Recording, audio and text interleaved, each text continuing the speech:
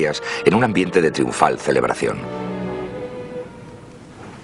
Pero ningún oficial de submarinos del periodo de 1939 a 1945 consiguió superar los éxitos de un capitán alemán que actuó entre 1914 y 1918. El abuelo de Lothar von Arnauld de la Perrière era un soldado francés que había ofrecido sus servicios a Prusia tras discutir con un superior. Las sucesivas generaciones sirvieron bajo la bandera alemana y el propio Lothar se convirtió en oficial naval. Antes de 1914 había servido como oficial responsable de los torpedos a bordo del crucero ligero Emden. Tan prometedora era su carrera de oficial de la Marina que Arnauld de la Perrière fue luego nombrado segundo del gran almirante Alfred von Tirpitz, un hombre decisivo a la hora de modernizar la armada alemana en los años previos a la Gran Guerra. Al estallar la guerra en 1914, Arnauld de la Perrière trabajaba en el Estado Mayor de la Flota de Alta Mar.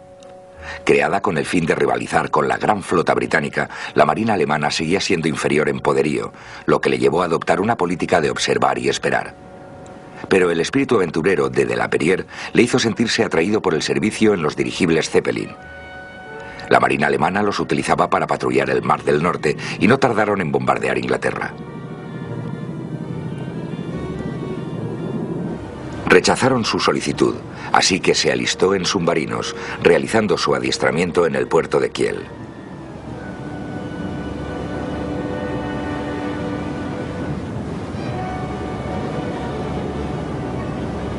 Superó también los cursos que a fines de 1915 se le entregó el mando del U-35.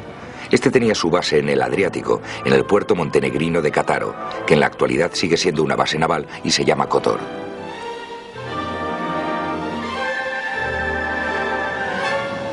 En marzo de 1915 se habían intensificado las acciones navales en el Mediterráneo cuando los británicos y franceses iniciaron sus operaciones para arrebatarle los Dardanelos a los turcos y asegurarse así un acceso al Mar Negro para poder unirse a su aliado ruso. Estas operaciones culminaron en los desembarcos de Galípoli a fines de abril de 1915.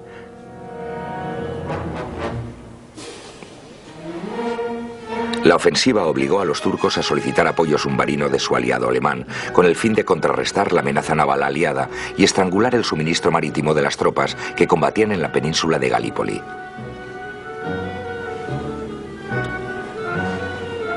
Italia había entrado en la guerra del lado aliado al mes siguiente y el Adriático se convirtió en un activo teatro naval.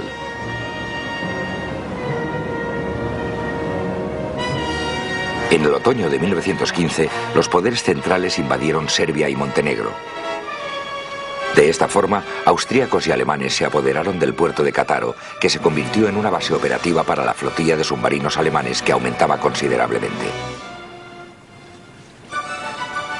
El U-35, la primera nave de Arnauld de la Perrière, tenía poco menos de 65 metros de longitud y había sido botada en abril de 1914. De la Perrière era su segundo capitán. El submarino alcanzaba una velocidad superior a los 16 nudos en superficie, lo que lo hacía más rápido que el barco mercante habitual de la época. Los motores eléctricos que servían para impulsarlo cuando estaba sumergido podían desplazarlo a casi 10 nudos, pero solo durante un tiempo limitado antes de que fuera preciso recargar las baterías. Disponía de 4 tubos de torpedos, pero solo tenía espacio para 6 torpedos. Eso suponía que su principal arma de ataque fuese su cañón de 88 milímetros. El U-35 tenía una autonomía de casi 9.000 millas náuticas en la superficie, pero de solo 80 en inmersión. Contaba con una tripulación de 35 hombres que habían cosechado ciertos éxitos con su anterior capitán. Ahora se preguntaban cómo sería el nuevo mientras éste subía a bordo por primera vez. No tardarían mucho en averiguarlo. En aquella época, la política internacional pactada era que si un submarino entablaba combate con un buque mercante, tenía que advertirle antes de atacarlo. Había que permitir que sus tripulantes se alejaran en los botes salvavidas y, si era posible, ofrecerles un rumbo a seguir hasta la costa más próxima. A comienzos de 1915, preocupados por el cada vez más estrecho bloqueo naval británico, los alemanes decidieron ignorar esas reglas y hundieron mercantes aliados sin aviso previo. En mayo de ese año, un submarino envió a pique al transatlántico Lusitania, que hacía la travesía de Nueva York a Gran Bretaña con varios ciudadanos americanos a bordo. Aquello provocó fuertes protestas en los neutrales Estados Unidos, aunque no acabó con la guerra submarina sin restricciones. Pero a los alemanes cada vez les preocupaba más que un capitán de submarino pudiera hundir involuntariamente un barco americano, precipitando a este país en el conflicto. Así que se trasladó el foco al Mediterráneo, por el que navegaban muy pocos barcos estadounidenses. A pesar del creciente éxito de los submarinos, los británicos seguían permitiendo que sus buques mercantes navegaran solos. Se consideró el formar convoyes de mercantes, pero se rechazó la idea por ser demasiado difícil de organizar. Aquello también exigía demasiados barcos de guerra como escoltas. Se argumentó que era preferible emplear los barcos de guerra de una forma más agresiva, patrullando las vías marítimas habituales con el fin de perseguir a los submarinos.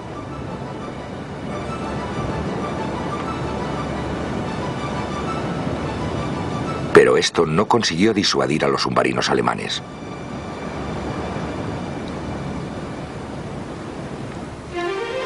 Fue en este ambiente cuando Arnold de la Perrière zarpó con el U-35 en su primer crucero en enero de 1916. Estuvo a punto de acabar en desastre. El sumergible se topó con un barco Q británico, una nave antisubmarinos disfrazada. De repente, este descubrió sus armas y abrió fuego contra el submarino. Pilló por sorpresa a Arnold de la Perrière y el U-35 solo logró escapar sumergiéndose a gran profundidad. El capitán cosechó después su primer éxito al enviar a pique un transporte francés. Se aseguró de que todos los que viajaban a bordo hubieran escapado antes de hundirlo con su cañón.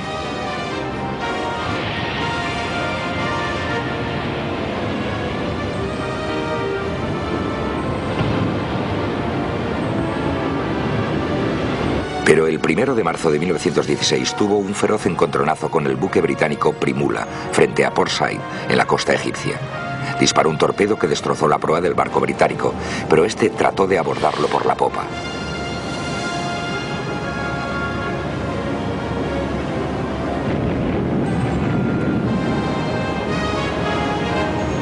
Hicieron falta otros 3 de los valiosos torpedos del U-35 para acabar con él. En junio de 1916, el U-35 efectuó un descarado viaje hasta Cartagena, en la costa sureste española. Durante la travesía, como siempre que no había peligro cerca, de la Perrière permitió que los tripulantes salieran de las mal ventiladas dependencias del submarino.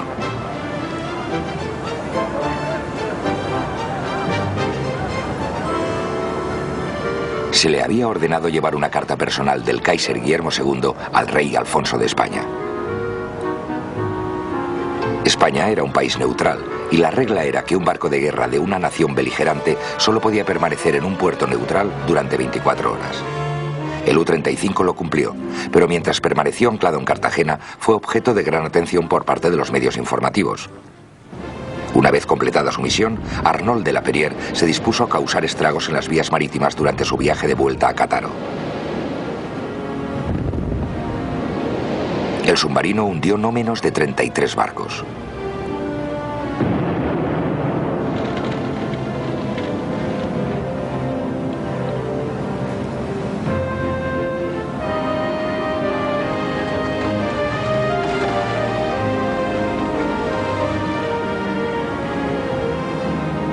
A fines de julio de 1916, Arnold de la Perrière volvió a zarpar de Cátaro.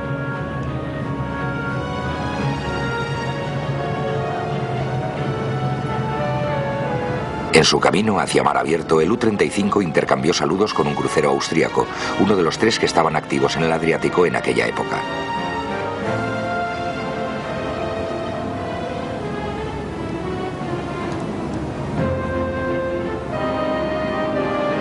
Las tácticas de la Perrière para hundir buques eran sencillas. Al divisar un mercante, le ordenaba que se pusiera al pairo.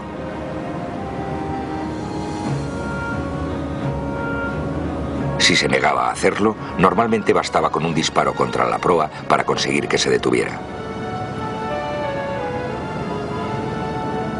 Luego ordenaba a los tripulantes que subieran a los botes, pero siempre se preocupó de que tuvieran agua, comida y recursos suficientes para alcanzar la costa más próxima.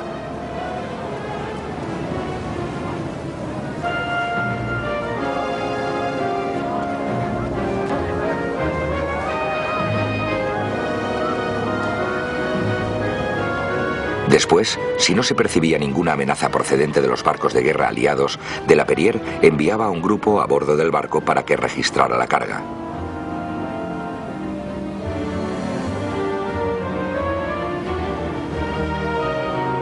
A veces, si en esta había alimentos, tomaba unos cuantos para complementar las raciones de su tripulación. La sopa y los filetes de tortuga eran un cambio de dieta bien recibido. Lo habitual era que los artilleros enviasen a pique el buque. De hecho, durante su crucero de 3 semanas a fines de julio de 1916, el U-35 hundió 43 buques utilizando solo 4 torpedos, pero 900 proyectiles. Arnold de la Perrier era siempre muy formalista a la hora de obtener detalles sobre cada nave que hundía, contrastándolos minuciosamente con la copia del registro de embarque de Lloyd que todo submarino llevaba. La información que le proporcionaba la tripulación del barco y la de su propia partida de abordaje le ayudaban a identificarlo.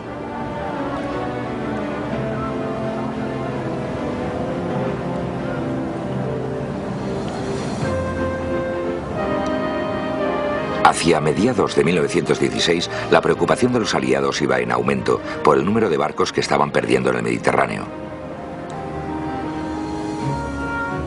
En realidad, aquello estaba afectando gravemente al esfuerzo bélico.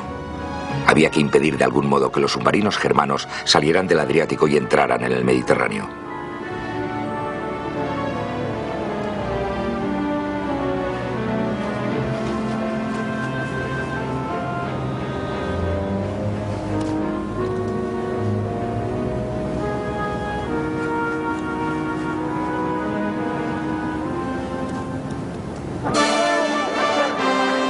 Los británicos habían conseguido evitar que los submarinos alemanes entraran en el Canal de la Mancha procedentes del Mar del Norte, construyendo una barrera de redes antisubmarinos. Las habían tendido a través del estrecho de Dover a la entrada del canal. Entonces se empleó el mismo sistema en la entrada del Adriático, desde el puerto italiano de Otranto hasta la costa albanesa. Pero el estrecho de Otranto tenía 80 kilómetros de anchura, mientras que la del estrecho de Dover era de solo 32 kilómetros.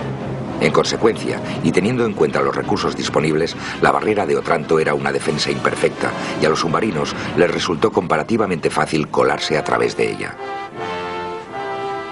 Entretanto, y mientras aumentaban los hundimientos del U-35, cada vez se les concedían más condecoraciones a su capitán y a su tripulación. De hecho, el U-35 se había convertido en el submarino más famoso de la Marina alemana. Antes de que terminara 1916, a Arnold de la Perrier se le impuso la condecoración alemana más alta al valor, la Pour le Mérite.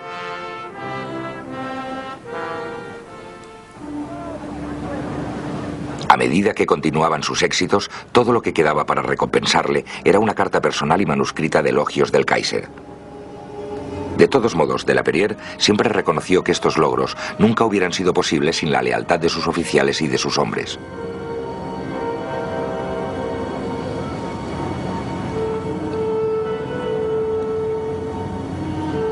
La guerra había llegado a un punto muerto en 1917.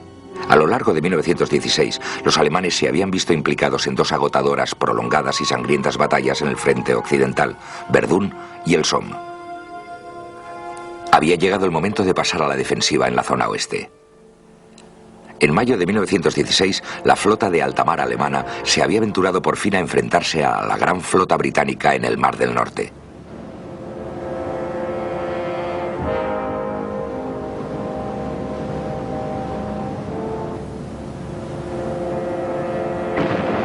La batalla de Jutlandia fue la acción naval más grande en la que se enzarzaron ambas armadas en las 2 guerras mundiales.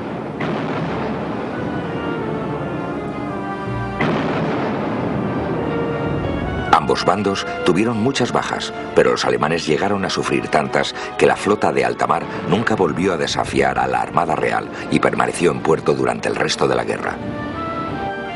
El alto mando alemán decidió, en consecuencia, que la única forma en la que se podía obtener la victoria en el oeste era asfixiando a Gran Bretaña mediante el lanzamiento de una renovada campaña submarina sin restricciones. Esta vez se podía atacar a discreción a los barcos que navegaran bajo una bandera neutral. La nueva política entró en vigor en enero de 1917 y se produjo un inmediato y significativo aumento en el número de hundimientos, especialmente en el Atlántico. En marzo de 1917, el U-35 entró en el Atlántico procedente del Mediterráneo, esquivando con éxito a la escuadra naval británica con base en Gibraltar. De la Perrier se anotó el hundimiento de otros 17 buques, empleando exactamente las mismas tácticas de antes.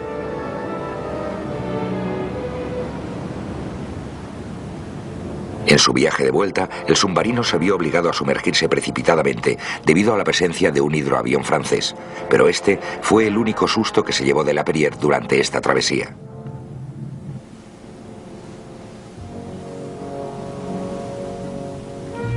El U-35 arribó triunfal en Cattaro, después de haber enviado otras 54.000 toneladas más de mercancías aliadas al fondo del mar.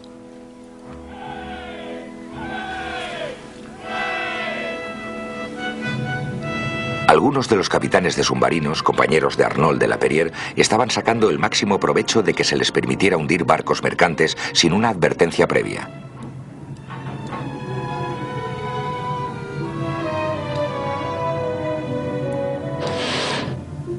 No dudaban en utilizar torpedos para conseguirlo, sin tener en cuenta la suerte que correrían las tripulaciones de esos buques.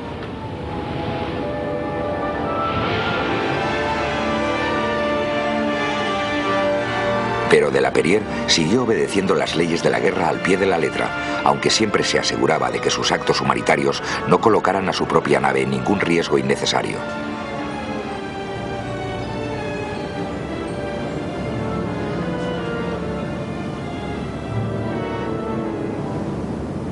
Eso no le impidió dar la máxima prioridad a la seguridad de los tripulantes de sus víctimas, y muchos tuvieron motivos para estarle agradecido. A pesar de todo, a veces se llevaba a los capitanes de los buques prisioneros.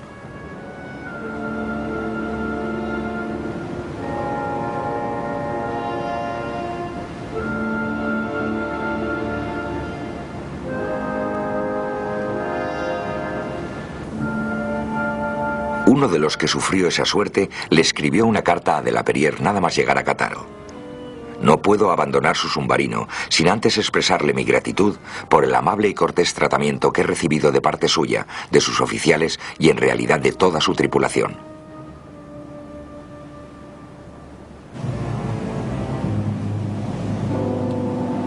Los aliados reaccionaron a la nueva campaña de guerra submarina sin restricciones, reforzando la barrera de Otranto, además de organizar sus buques mercantes en convoyes con una escolta armada.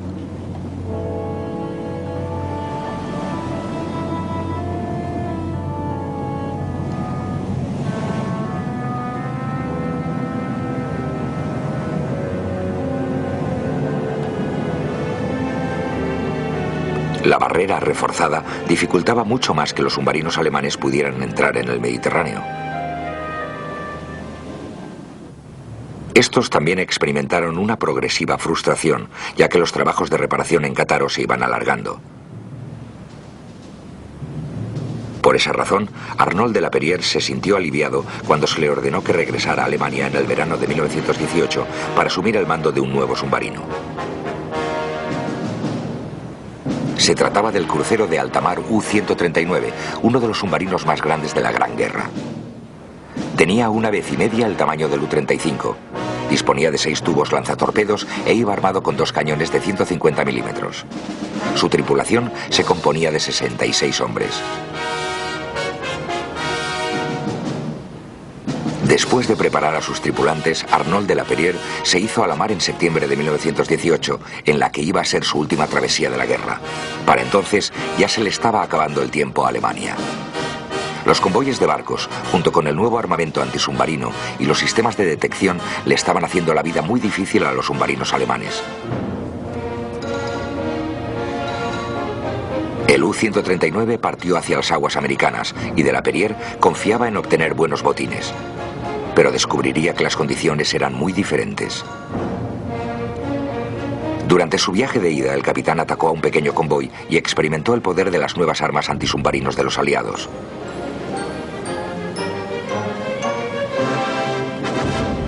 El U-139 se vio forzado a sumergirse muy profundamente con el fin de escapar de las cargas de profundidad que le estaban lanzando. Su tripulación tuvo que pasar un largo periodo bajo el agua, mientras los barcos de escolta proseguían sus ataques. A pesar de todo, de la Perrier se las arregló para alcanzar al convoy y hundir un buque.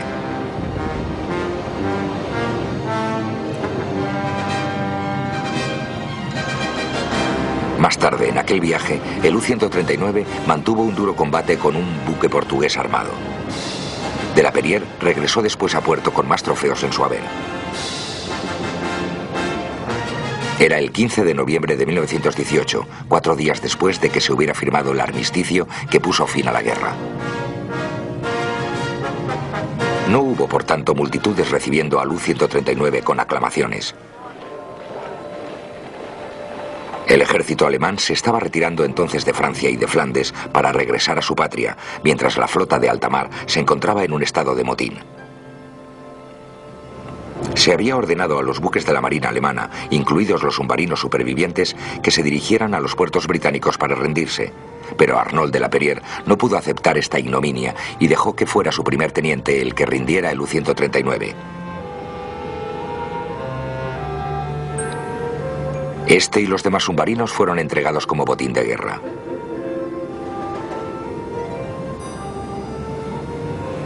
La mayoría fueron desguazados y vendidos como chatarra.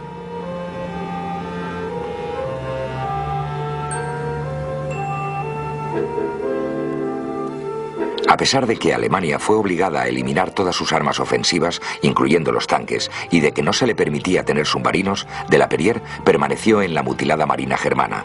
Eso era un ejemplo de su devoción.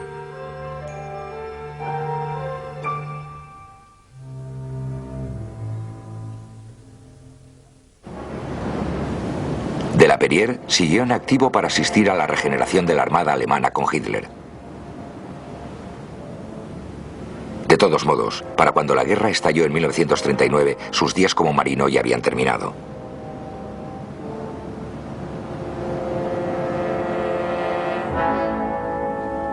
En junio de 1940, tras la caída de Francia, se le nombró intermediario en las negociaciones sobre el futuro de la flota francesa. Cuando se dirigía a visitar al jefe de la marina francesa, el almirante Darlan, murió en un accidente de aviación. El récord de 194 buques hundidos mientras Lothar von Arnault de la Perrier estuvo al mando del U-35 y del U-139 nunca ha sido superado por ningún capitán de submarinos. Sus éxitos sirvieron para inspirar a los submarinos alemanes de 1939 a 1945 y son un ejemplo vivo para todos los capitanes de estas naves, pasados, presentes y futuros.